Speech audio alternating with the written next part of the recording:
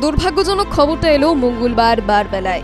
নিউটাউনের আবাসনে দোতলার ঘরে বিছানার উপর থেকে উদ্ধার হলো সৃঞ্জয় দাশগুপ্তর নিথর দেহ। পেশা আইটি কর্মী সৃঞ্জয় দাশগুপ্ত বিজেপি নেত্রী রিঙ্কু মজুমদারের প্রথম পক্ষের সন্তান। রিঙ্কু মজুমদারের সঙ্গে বঙ্গ বিজেপির প্রাক্তন সভাপতি তথা প্রাক্তন সাংসদ দিলীপ ঘোষের বিয়ে হয়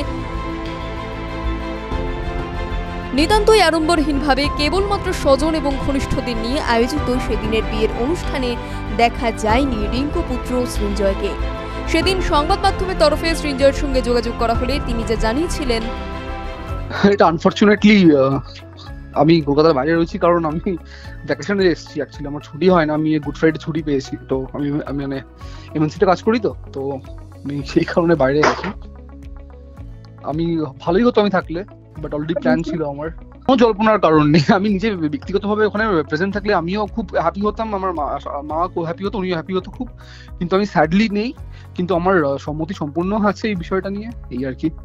আমি খুবই হ্যাপি, খুবই কন্টেন্ট, আমি খুবই খুশি। আমি এই দিনটার জন্য খুবই খুশি আজকে।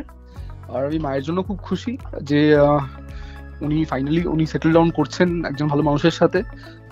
উনি তো সমাজের জন্য, আমার জন্য অনেকগুলো বছর দিয়েছেন। তো এবার ওনার ব্যক্তিগতভাবে ওনার মনে হয়েছে উনি সেটেল ডাউন করবেন। আমি মাকে খুবই সাপোর্ট করে এসেছি এবং ভবিষ্যতেও করবো। হ্যাঁ, ওনার ডিসিশনকে আমি সম্পূর্ণভাবে সমর্থন করি, আর আমি খুবই হ্যাপি বিষয়টা নিয়ে।